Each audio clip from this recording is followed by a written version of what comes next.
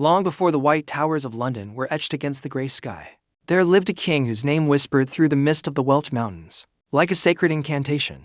Llaw Eraint, the noble son of Belimar, sat upon the high throne of Britain with a heart as sturdy as the ancient oak, and hands that shimmered like polished moonlight. He was a ruler of immense renown, a man who had rebuilt the crumbling walls of Lludd with heavy stones that seemed to sing under the rhythmic touch of his master artisans. His reign was initially marked by an era of profound peace, a golden age where the fields yielded overflowing grain, and the rivers ran clear with the silver promise of eternal life. Yet, as the old Druids often warned, even the brightest sun must eventually contend with the gathering shadows of a coming, supernatural storm.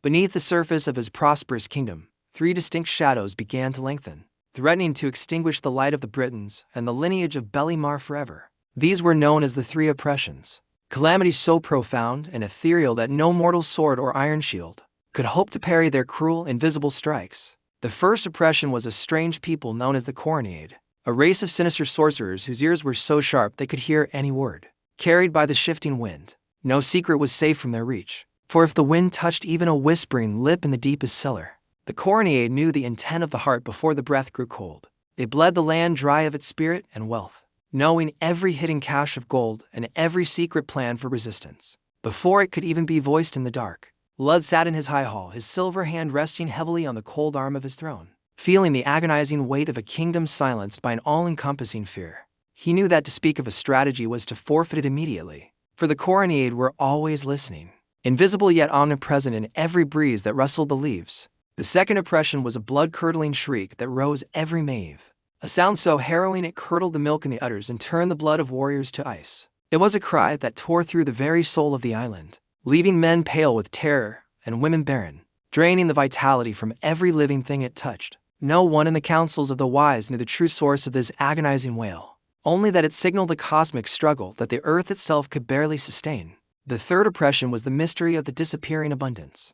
No matter how much food was prepared for the king's ritual feast, it vanished in the blink of a tired eye. Great vats of honey mead and mountains of roasted meat would be laid out by the servants, only to be gone before the first toast could be raised to the heavens. Lludd felt his royal authority slipping like dry sand through his silver fingers. For a king who cannot protect his secrets, his peace, or his bread is a king in name only. In his growing desperation, he turned his gaze toward the vast sea, thinking of his wise brother Llewellys, who ruled over the kingdom of Gaul with legendary wit and grace. Llewellys was a man of deep, arcane learning and sharp intuition, a brother who shared the royal blood of Belimar and the cunning of the ancient, forgotten gods. Knowing the Coronid would hear any messenger he dared to send, Lludd prepared a massive fleet and set sail himself, hoping the roar of the ocean would drown his purpose. When the brothers finally met upon the choppy waters, they spoke through a long, hollow bronze horn, ensuring the wind could not carry their words to the sorcerers. Llewellys listened with a furrowed brow, his eyes reflecting the deep blue of the English Channel as he contemplated the magical woes of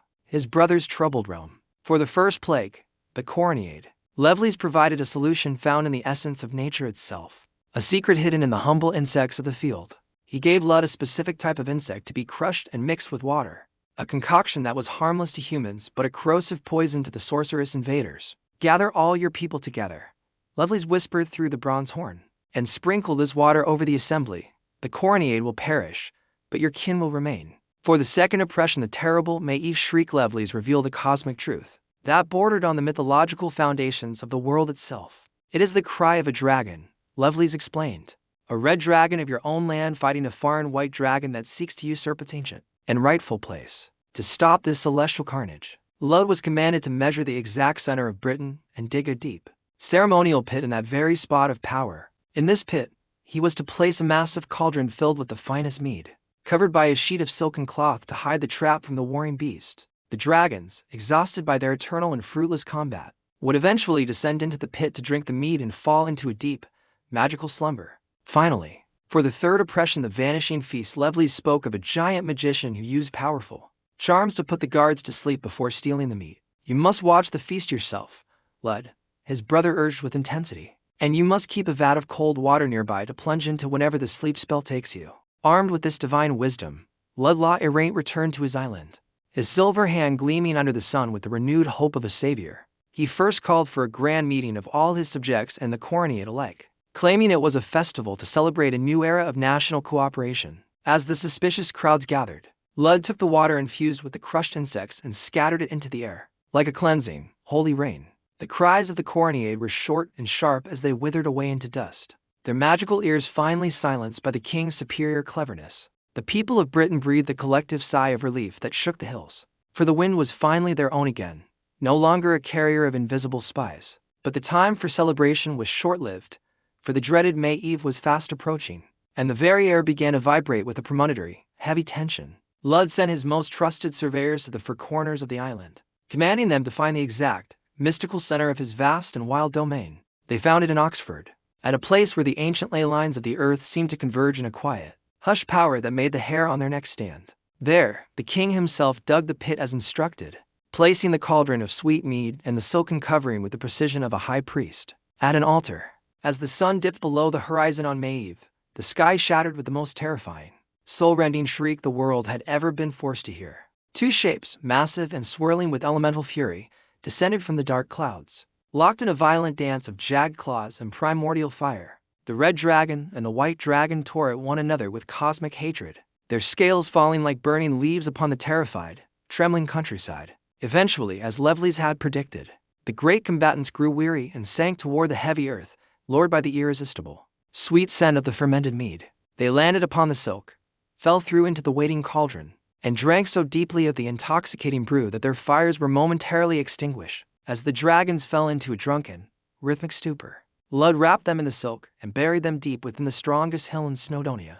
At Dinah's Emery's, the land fell into a profound silence, the curse of the May Eve shriek finally broken by the king's patient, silver-clad hands and his brother's ancient lore. Yet, the third and final trial remained, for the king's belly and the bellies of his people were still being robbed by the elusive and unseen giant thief. Lludd prepared a banquet more lavish than any in the history of the Isle, but as the moon rose, a heavy, unnatural lethargy began to sweep through the stone hall. One by one, his bravest warriors, men who had faced death in 100 battles, slumped over their shields, their eyes glazed with a magical, heavy slumber. Lludd felt the suffocating pull of the darkness, a weight upon his royal eyelids that felt like leaden weights forged in the pits of the underworld. He remembered Lovelace's warning and plunged his entire head into the vat of freezing water, the icy shock jolting his warrior's spirit back to sharp alertness. Through the flickering, dying torchlight, he saw a massive, distorted figure enter the hall, carrying a basket that seemed large enough to hold a fallen mountain. It was the giant magician,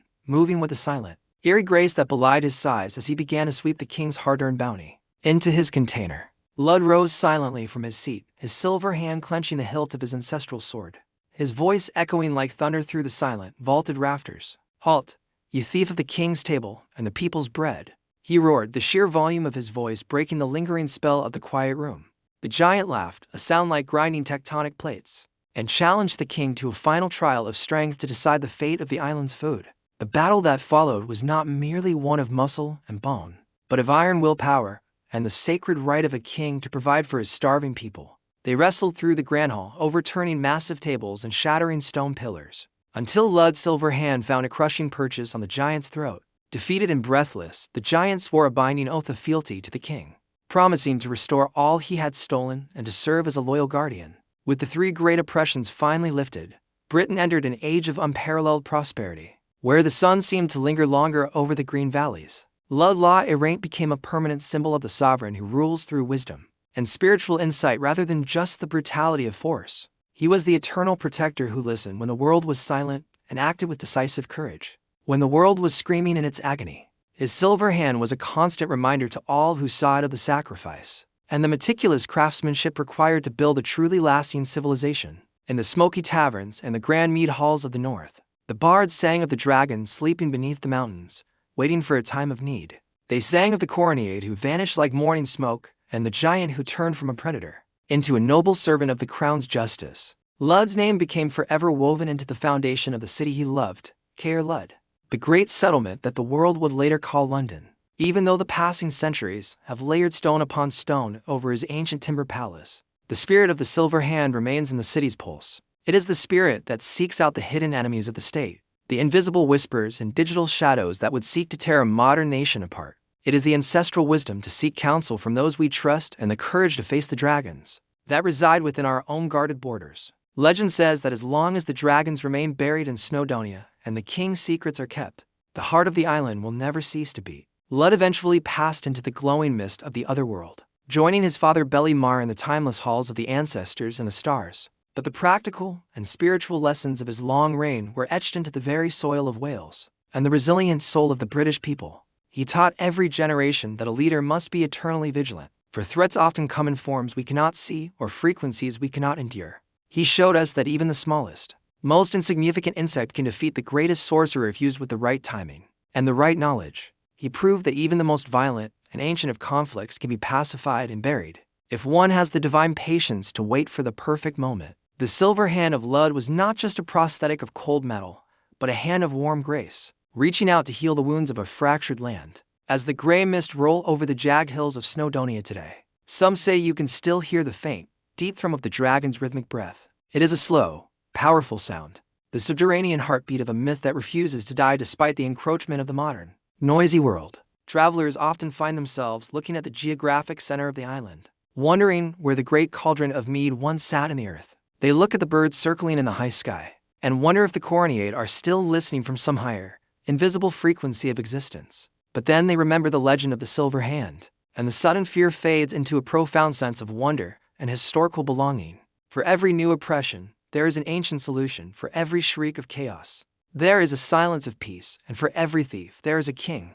The story of Lludd Llaw Eraint is a magnificent testament to the enduring, unbreakable power of Welsh mythology and the Mabinogian's deep lore. It bridges the wide gap between the primordial gods of the Old World and the chivalrous kings of the high medieval Romantic period. It speaks to the difficult transition from a wild, untamed wilderness to a structured, sovereign nation protected by law and ritual. Through the fire of the three trials, Lludd earned his rightful place among the immortals, a mortal man who transformed into a timeless myth. His silver hand still points the way toward a future where wisdom, science, and courage go hand in hand to protect the common good. As we look back through the dusty lens of history, we see the clear echoes of his reign in the laws we forge and the safe walls we continue to build. We see the fierce red dragon on the national flag of Wales, a direct, living descendant of the very beast Lludd laid to rest at Dinas Emrys. We see the incredible resilience of a Celtic culture that has survived its own Corneade and its own seasons of vanishing feasts throughout history. Let the ancient story of the silver hand remind you that no burden is too heavy for a soul to carry,